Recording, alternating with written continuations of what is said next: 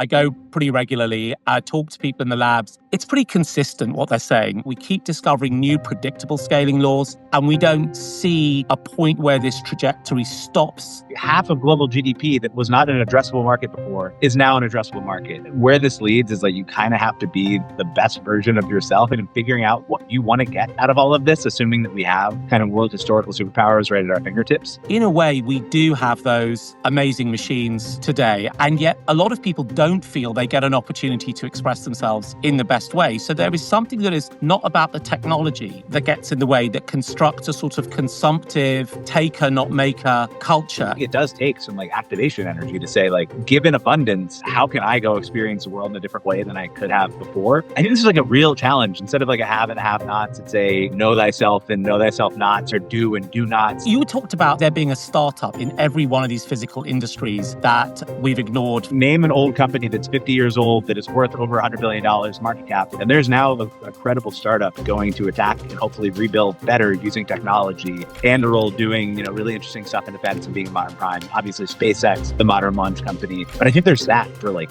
everything. Physical hard things made out of atoms, they have a visceral, tangible quality. And it's amazing to see the entrepreneurial community start to care about that. I can understand why the average person is kind of like, I don't know, what has tech done for us? We get Amazon, which is great. Facebook, maybe good, maybe bad. There's a lot of stuff that's questionable. If we can start delivering supersonic planes and self-driving cars, delivering kind of physical improvements in people's lives, that whole thing starts to flip and people can feel what technology is.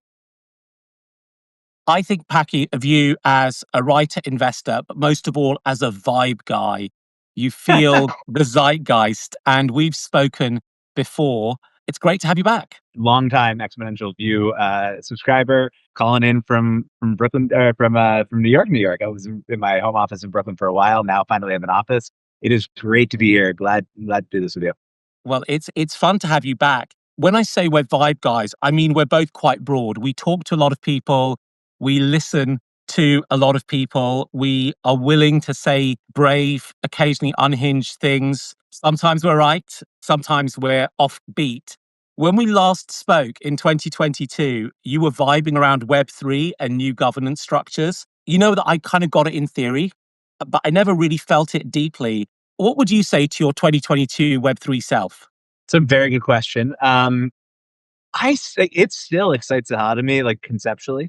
And I'm sure we'll talk about AI. Like, to me, it's actually a little more fascinating than AI because it's like messier and there's just like a bunch of different ways that it can go. I think what I would say to myself is like, the more open a system, the more opportunity there is for people to try to take advantage of it in whatever way they possibly can. And I think a lot of what the bad stuff that you've seen in crypto in the past X number of years, and like even now, I mean, like the meme coin stuff is fine, but it's like an open casino kind of situation. Like most people are not as idealistic as like my writing about crypto and Web3 is. And so you just need to figure out, I think, like slowly, evolutionarily, I thought it would take a little bit less time over time, how to build systems that are robust to that. But the more open you are, the harder it is to do that.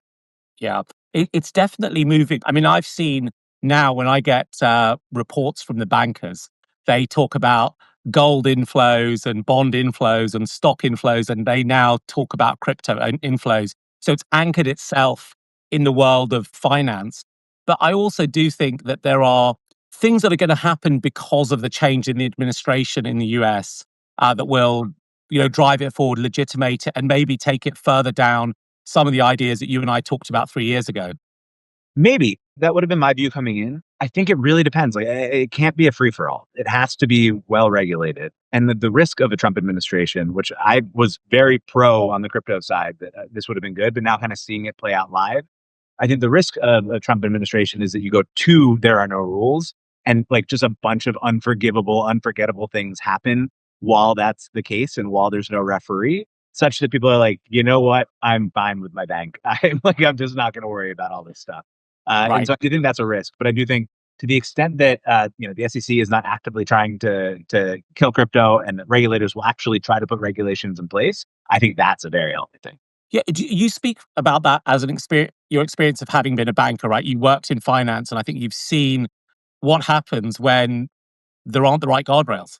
Of course. Yeah, I mean, like, I think this is true of anything, and I think that maybe again, kind of the more open, the more there need to be guardrails. But this is like a tale as old as time in history. The railroad, the early stock exchange, like anything that can be manipulated will be manipulated. I think that's true in money. I think that's true, like on the internet. That is just human nature. Or even if it's 1% of humans have that nature, they will be the 1% who try to manipulate it.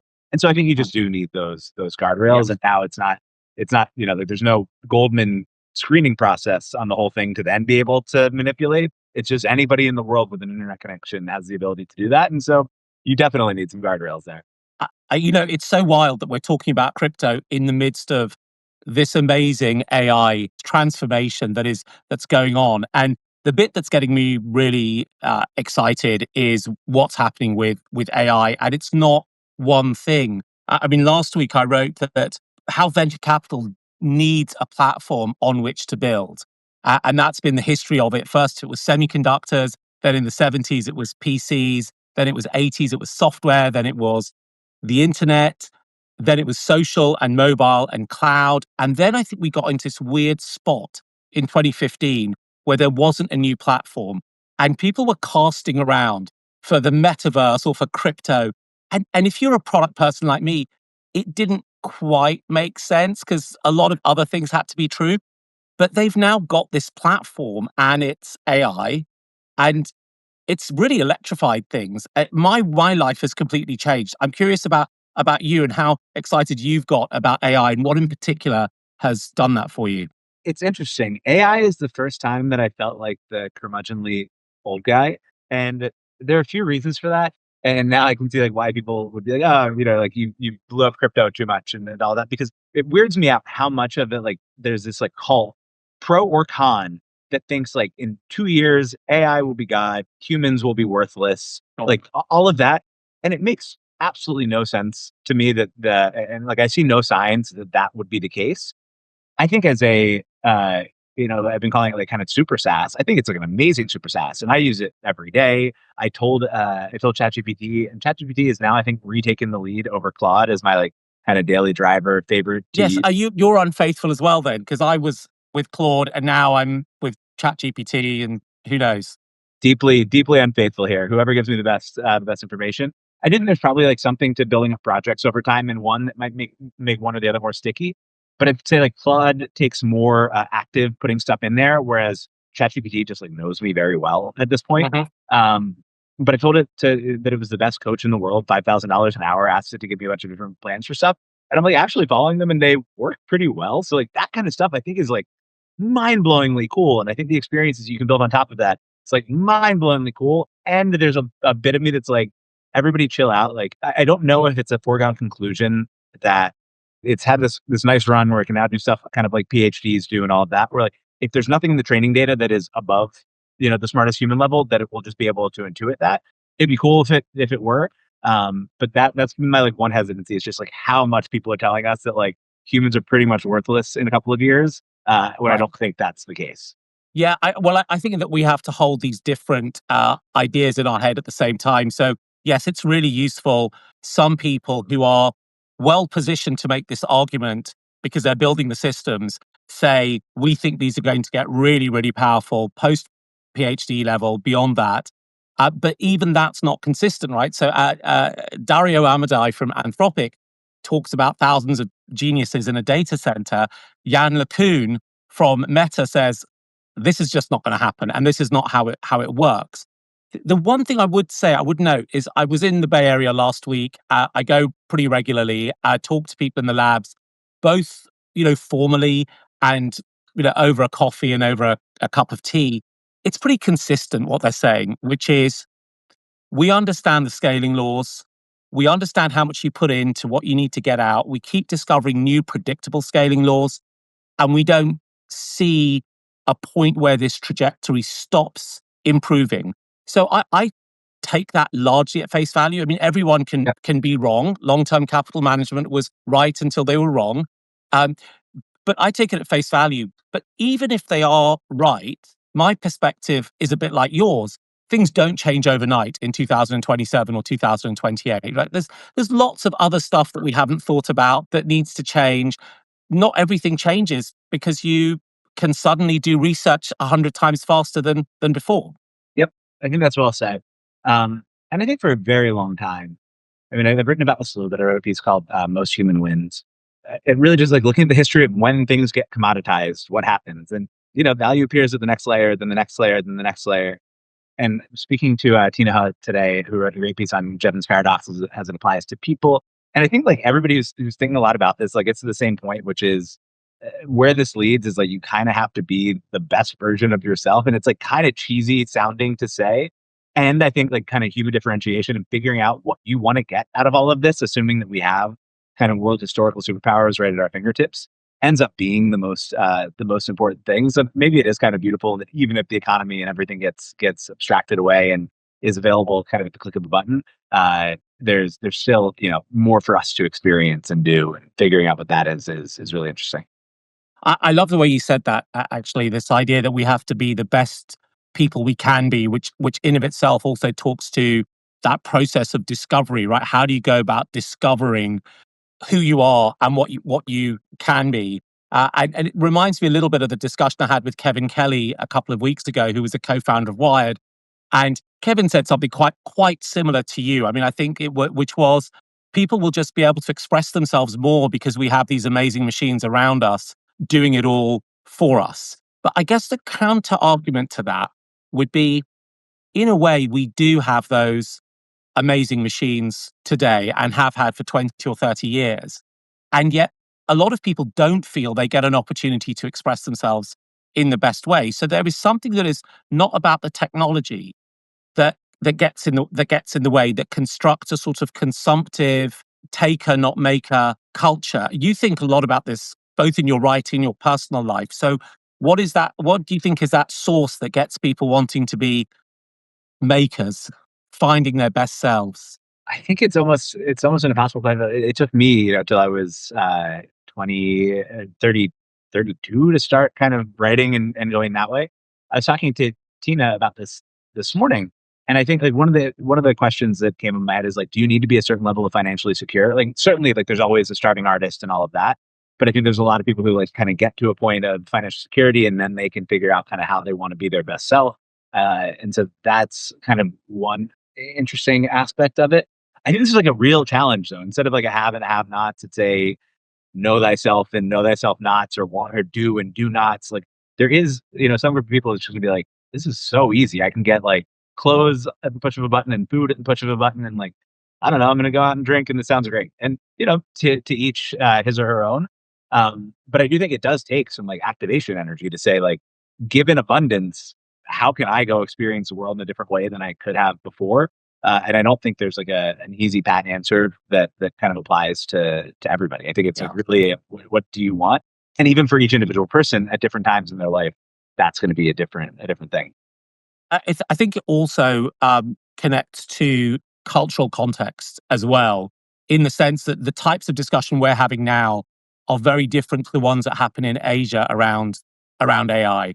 The discussions around Asia are not bounded in the sense of losing autonomy or negative fears of the risks. They're actually deeply connected to the opportunities that a new set of technologies provides. But I also expect, and I'm going to look into this when I travel around later this year, that there'll be differences, kind of cultural differences as well, between the different Asian countries that I'll have the chance to spend time in. And but what it strikes me that we're having a very Anglo-Atlantic discussion about this issue. Yes. I think that's totally right. And overall, I'm super excited by it, but I do think like there is certainly a dog kind of chasing the car situation where it's like, all right, we have everything. What now? That would be a great spot to get to, but is worth thinking about ahead of time. Yeah, well, I mean, I've been pulling up all my books on affluenza and sort of what the historians have said when cultures get a bit rich and a bit idle and don't have enough hunger. So I'm in Europe. Obviously, I'm in the UK. Is it still in Europe? Could we? What should we say? We're in the You're in the UK. continent, You're Europe adjacent. and things have changed here as well. I mean, I'm curious about how Americans see us right now, whether they understand what's going on here. I would speak on behalf of all America.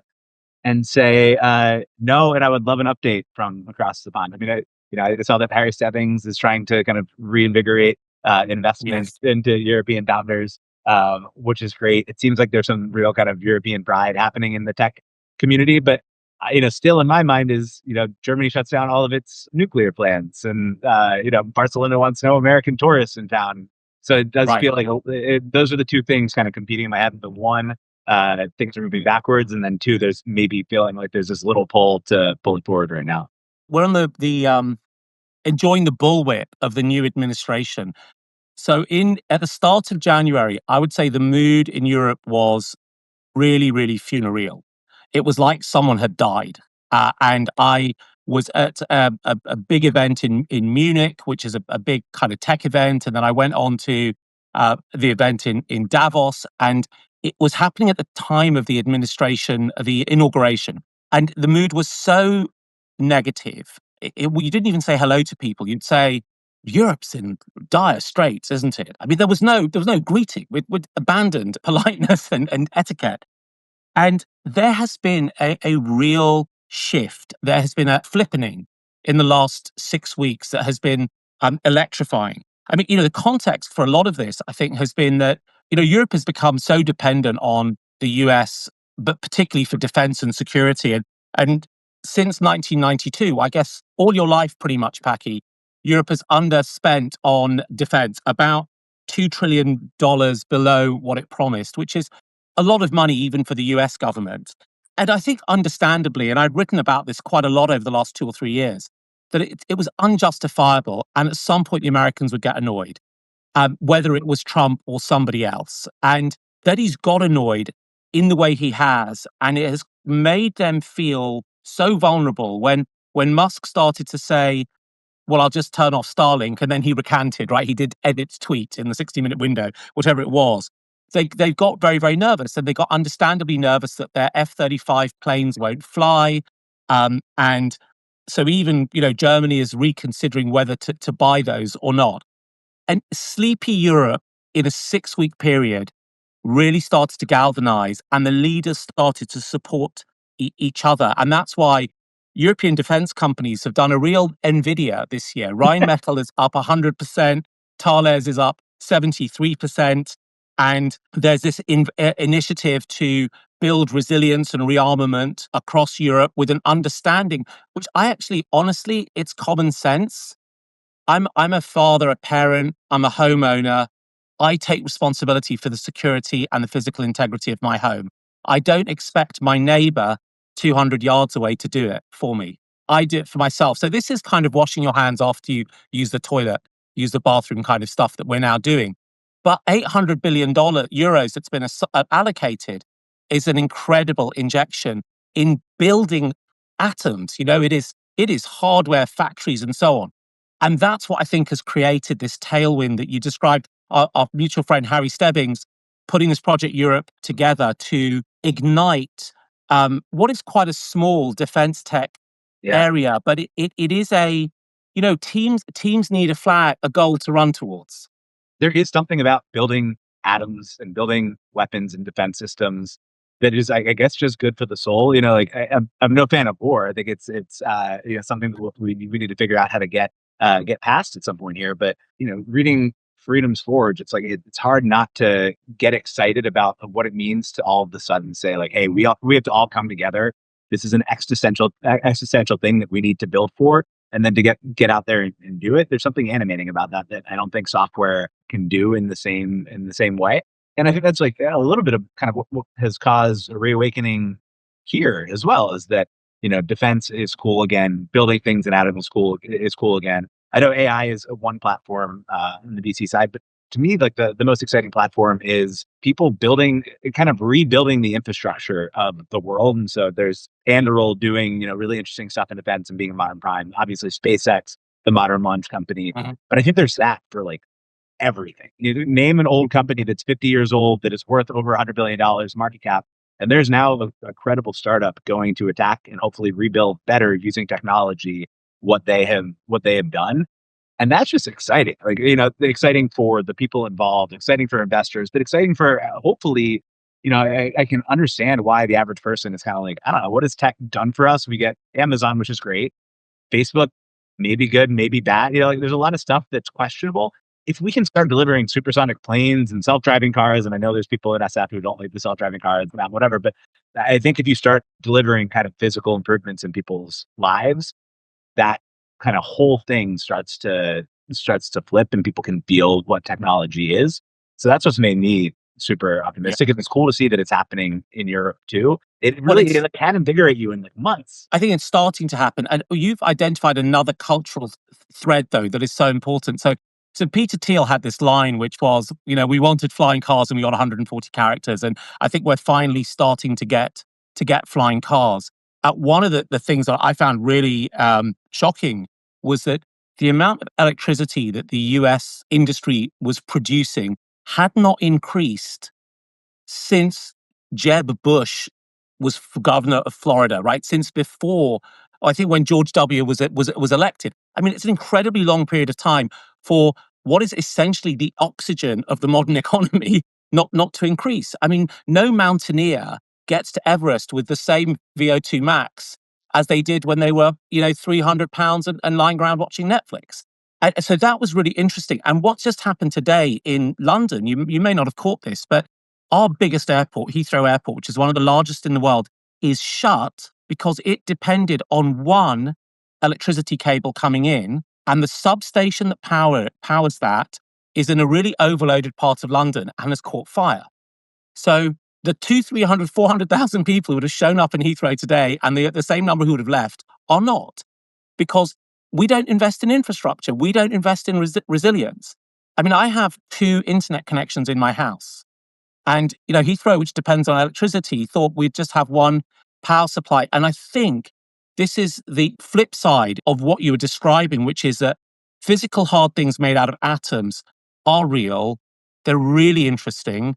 They have a visceral, tangible quality. And it's amazing to see the entrepreneurial community start to care about that. I mean, you've written about electricity being a technology and like being an energy source is a technology, and it's amazing. And we could spend the rest of the time talking about this, but I think just to your point quickly, like talk about the cultural shift across the world. 10 years ago, it's not just like we were making less energy; it's that energy was bad. Like the more energy we used, the worse. Solar wasn't quite good enough yet. Nuclear was for whatever, not whatever reason, a bunch of historical reasons. Persona non grata on the energy side, and so the idea was to grow and to grow your energy usage meant like inevitably, invariably killing the environment. And so we made less of it. We tried to focus on efficiency, and like that's just not how things work. And I am like of anything in the world most excited about the fact that we want to produce and transmit and store and whatever, do all of those things with electricity now and rebuild the economy around kind of electricity and batteries as kind of the innovating force. I think that is incredibly, incredibly, incredibly exciting. There should be 1,000 base power batteries sitting next to Heathrow, just making sure that nothing goes wrong. That was exactly my thought today. I was thinking, how long would you need? What would you need to make this happen? But you talked about there being a startup in every one of these physical industries that we've ignored for 30 years. From the ones that you see, because you see so many, what is one that you're really excited about? Whew. Well, I mean, the one that I just mentioned, I think is really exciting. This company, Base Power Company, Right. based out of Texas. They've started in Texas because Texas is unique in America, where it's the only state with its own energy grid. There's pretty much like the East Coast, the West Coast, and then Texas. And so it means that it's more volatile and messy in the short term, but it means that you can also innovate faster, and there's more incentive to because it's so volatile. So Base essentially is your electric company. They install batteries on your home that they still own. They take in energy when the sun is shining and the wind is blowing, which happens an awful lot in Texas. It's like right in the cross of where those things happen, and so you can get really, really, really cheap energy and discharge it at times when energy is expensive. By doing that, you help kind of balance the grid Right. out. A huge problem that we have in America, and I'm sure there too, is transformers are backlog. It takes forever to get new transmission lines put in. So you kind of have to figure out how to do more with the same amount of grid that you have right now. And one way to do that is to make sure that the lines are kind of utilized more. And so when demand would be low, otherwise you charge up batteries. When demand is too high, you discharge those batteries at the source. And so I think, if we think that electricity is kind of at the root of everything, there's been a ton of cool stuff happening on the generation side. There's nuclear, there's geothermal, there's fusion stuff starting to happen. But that has to get somewhere and actually be usable. And I think base is a Yeah. big step in that direction.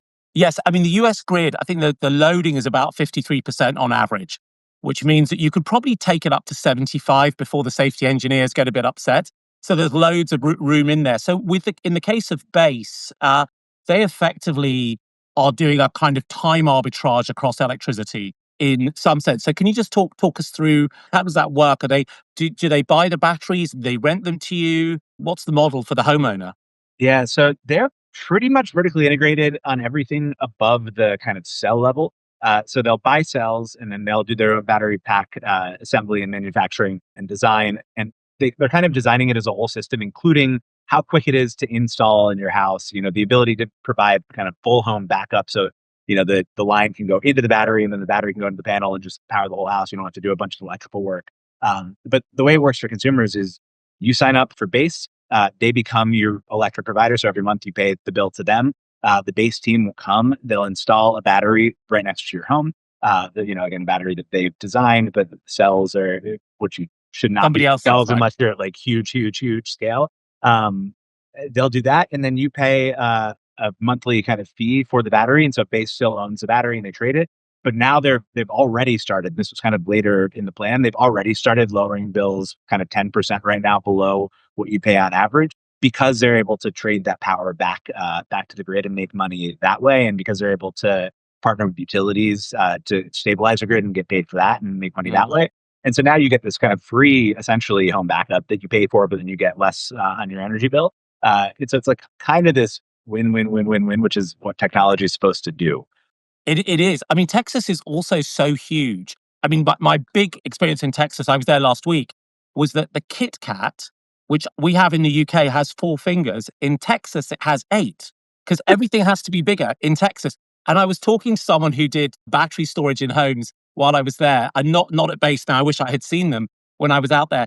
And she was telling me that the typical Texan home needs a 50 kilowatt hour battery because they're so big. Just to give you a context, like in New York or the UK, you'd have a 10 kilowatt hour battery. And that would be more than enough, maybe 5. But Texans, everything is much bigger. But the other thing that I think is so important as a theme to pull out of that is that effectively the reason ERCOT, which is a kind of Texas energy system, is able to innovate is because it's basically a free for all, for better or for worse. But the second thing is part of the solution to this capacity issue is actually making the electricity market work more efficiently. Because what we're doing is, right, we have to think of electrons as bananas that go bad, right? And bananas get produced really rapidly and there aren't enough people to eat them. And then refrigerators showed up and now fewer bananas go bad, more people get to eat them and the price comes down. And I think that this is a lesson that will get taken across from Texas to other places, which is that we have some portion of the solution already there, right? And it's just solving this problem of what do we do with the electrons in the time when they're not needed? And you've nailed that. I think this has been Base's view, but also I think how Texas and ERCOT view themselves is really as this kind of like test bed for what's going to happen kind of everywhere else in the country, because it is just, it's this deregulated kind of cowboy market down there. And so they really do, I think, take pride as a state in kind of being the place where people innovate first and then it spreads. And I think you're already starting to see other states demanding, base and battery solutions generally, because it's expensive. Like, I hope we get to a point in America where it's not so expensive to do really, really big infrastructure projects anymore. But right now, relative to like a distributed solution, big infrastructure projects are just slow, held up by permitting, like all sorts of issues that they have. And so the more that you can, this is like the classic almost leapfrogging story. The more that you can kind of like leapfrog having to do all that stuff and just provide better edge solutions, I think, the better for all of us. I want to get into this one with you because you've been thinking a lot about it. But I wanted to ask about one other hard startup. So I know that you've been thinking about space a bit. You've written quite a lot about space and SpaceX, amongst other things. I saw that Eric Schmidt came in and took the CEO job at Relativity Space. So I have a theory about it, but I'd love to hear your theory. I would love to. I actually, that confused the hell out of me. I would love to hear your theory on it. Okay. So let's put it in context, right? So Eric Schmidt is phenomenal character. He's incredibly successful. He really deeply understands hard technologies, but he also built Google, and he's reasonably well off. One could assume that he's self-funding as needed. Uh, I reckon my theory, no validation, is that he's taken over Relativity, which is going to become a competitor to SpaceX, simply because SpaceX has got a monopoly. And you know what? It'll be really fun. Yeah, it's easy to chip at a monopoly. I mean, he built a business that ended up having monopolistic characteristics, still to be determined by the FTC, but maybe they'll decide that was the case in Google. And I think it's just a big, interesting, challenging, difficult opportunity. It has new characteristics to it, to things he's done before. And you're just essentially up against an incumbent. Now, it's not a sleepy incumbent. It's Elon Musk and Glenn Shotwell, but it's still an incumbent.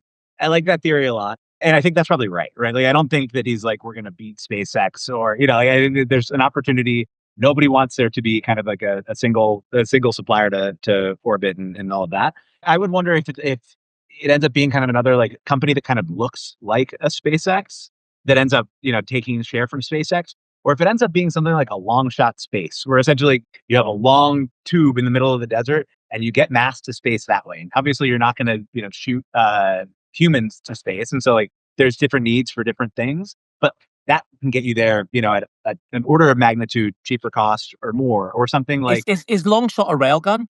yeah, long shot's essentially a railgun. Oh, so we've now got a solution, which is that you basically use free electricity during July in Texas for all your space launches. There you go. I mean, in an energy abundant society, these are the types of trade offs that you can make. But I just mean like for these really hard things, like I think you do have to have some fairly big advantage to go out and compete. I think there's a really big business to be built for Relativity just on the fact that like, NASA will want to dual source launches and, other space agencies want to dual source launches and you don't want to be reliant, particularly now that Elon has made himself the main character and enemy of half the world. I think there's like an actual business opportunity there. But if you were to say like, what really makes a meaningful difference? Maybe it's something like a long shot or, like a Radiant Aerospace, which is doing single stage to orbit and, comes down and kind of lands the plane. Like, I think there's just different characteristics that you can play with that I would personally want to play with as opposed to being like, all right, we're going to go try to compete almost directly with SpaceX kind of doing what they do. That seems like a way to build a pretty good business that will never be within an order of magnitude of SpaceX kind of size. I mean, SpaceX is a multi-$100 billion business, so I guess getting to within 10% of that is okay. Yeah, it's an okay outcome. I mean, It's it's a not a not boring or exponential view outcome, but it's okay. Yeah. I mean, honestly, I think that's true. And so if you're coming out of retirement essentially to do that, to get second place because somebody has to be second place, that's not particularly exciting to me. I would much rather be working on something that's like tries to undercut spacing. I'm still waiting for somebody to now that the guy who blew himself up outside of in the Cybertruck said that we have anti-gravity tech. I'm waiting for somebody to beat SpaceX with anti-gravity tech. That's what I'm looking for. I'm not sure he was a reliable scientific source, and we're not going to talk about what they found under the pyramids either.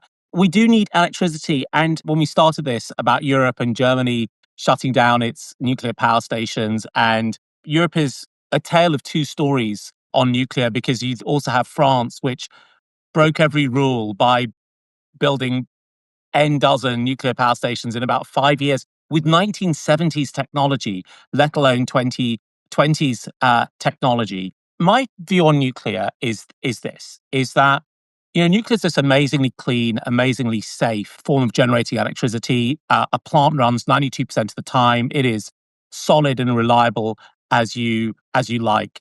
Uh, we know that they overrun. We know that they are expensive, but in a way, like any bag of shopping, some items are cheap and some items are expensive, and you want the whole bag. So I can see there being an important place in nuclear, and I absolutely would encourage, and I'm motivated by seeing nuclear announcements.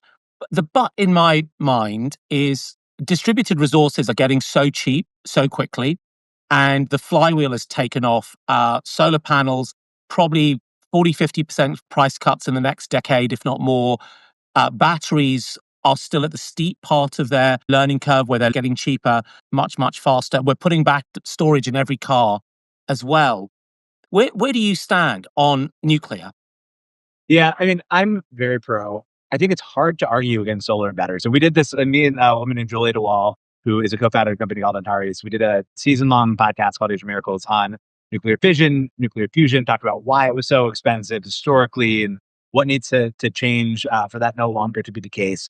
We had Casey Hanmer on to talk about, to be solar's champion, and we had Noah on to be Noah Smith on to be batteries champion. And so we're very open to saying like, look, we need all of it. I think nuclear is phenomenal, baseload, reliable, clean, safe power. I think if you can kind of get over some of the regulatory hurdles, which are a big deal, and I know China, it's not like China builds it for nothing with less regulation, but there's a bunch of companies out there right now that are talking about putting reactors right next to data centers as this like really easy to install, relatively thing that doesn't take up as much space as solar panels and provides this kind of just reliable power that churns. It has a different use case. I think solar and battery will continue to grow faster. I don't think nuclear catches it at this point. I think, the counterfactual world where in the 1970s we just kept building nuclear, the world is a cleaner, more energy abundant place. And it's a shame that didn't happen. I don't think it catches up now. But I do think that it can get more on those learning curves. I think there's a lot of entrepreneurs who are thinking about how do you churn out 100 nuclear reactors a year. So I think you can make it a lot cheaper. And hopefully an event where there's another ice age and we were not fully reliant on solar. But I think with the less kind of absurd version of that is I just don't think you want to be reliant on any one particular energy source at any given time. I think that's the last thing on nuclear is I just want to see a couple of decades of people really cranking on it, because I do think you can get it to kind of come down the cost curves, and it is cost physics wise, the amount of material and the energy density in uranium is just so far superior to anything else that it is, if we can actually kind of like engineer the challenges away, I think, part of the long-term energy mix for sure. And then hopefully we get fusion at some point too. But there's a long way to go, I think, to get that kind of through. I mean, I generally vibe with that. I would say that there's something that's really important for me around nuclear, which is there is no scientific reason for us not to be building lots of nuclear and for us not to have built lots of nuclear over the past 25 years. For me, for us to just go out and say, we're going to build this is a return to acknowledging how valuable scientific evidence, argument, fact is. And so I've been discussing this, but privately with various sort of people in different parts of the world, saying just change your regulations, even if you're not going to build anything. Get rid of the ban, because that is your acknowledging that science has value in your society, in your politics, in your economy. There is no reason for there to be these bans. If we can't build it for reasons of economics, that's a different class of ban in a way. Yes, I mean, that's why we did, hopefully we do more seasons of this and we talk about a particular technology and whatever. The reason that we did nuclear is like really as much as anything, trying to figure out why we have this miracle technology in our hands and you don't build it. Cause I think in tech, we often think like if you build it, they will come and like the technology can solve the problem. And nuclear is this like really good counterexample where you built the miracle technology. We're able to pull energy from atoms, and people are like, no, thank you. We don't want any more of that. And so like figuring out and kind of like resetting what happened there, I agree. It's as much a cultural win as anything else. I think we will start to see that shift happening. It may take certain parts of Europe who've been very, very chary about this, actually from even before the Germans, to change their minds. But the Chinese are going to, the Koreans are going to, the UAE will, the US will, the big tech companies will buy small modular reactors to put behind the meter in data centers. It's going to be useful. I think it's going to be helpful as a message of being a societies that value science. But in the percentages of electricity production, I think it'll be small and smaller than it is today in 20 years' time, because solar and batteries and wind and geothermal will be picking the slack. But that we could come back to that bet in a couple of decades if we're both still doing this. I actually think you're completely right. I think as a percentage, it'll be lower. And hopefully both numbers are percentages of much, much, much bigger pies. Right. Yeah. I mean, we haven't even talked about what everything going electric enables. I took my first electric boat ride when I was down in Texas, and it was awesome. And there's just like so many, you can build better products with batteries. And I think it's underestimated, even as we talk about data centers and all of that, how much of the world is going to go electric. Like, assuming we didn't even get to robots, assuming you get robots. We didn't get to robots. No, I know. We have to. We were going to talk about electric, and we're going to talk about robots. And I just spoke to somebody who's in Beijing, and she said to me, "You've got to come to Beijing." Fortunately, I am in June. She said the roads are silent and the roads are clean because you're at 60, 75, 70% electric vehicles on the road. There are drones delivering lattes to people. You don't really hear them. It's a better way. It's the point of technology is like that over time you can just do things in better ways. And like electric is, I think, just a better way. And so I think we're going to use a hell of a lot of electricity. And so hopefully some of that's nuclear, solar, batteries, geothermal where it makes sense. Wind, I'm like not the biggest fan of, but in some places it makes sense. Yeah, I mean, if people are building wind, it's better than building coal. Is sort of my perspective. Look, we've run to the top of our time, and as you say, we didn't get to a couple of topics we wanted to talk about. So maybe that's an excuse to do this again in a few months. But on a kind of final question, right? We've got AI, we've got people building in atoms and bits, we've got Europe reawakening, you've got nuclear and this move towards producing more electricity. It's a lot to keep in one's head. How do you frame it, this compounding of all these waves, one on top of another? The two different ways that I frame it. One is it's just like tech is going to get so much bigger in a way that I like. Again, I think people appreciate and don't really appreciate that. Robots and AI make like half of global GDP that was not an addressable market before is now an addressable market. Using technology in places that it wasn't before increases margins in places where there historically been low margins. Like I think the size of the economic impact of this over God knows what period, maybe it's a decade, maybe it's 3 decades. I think it's still dramatically kind of underappreciated.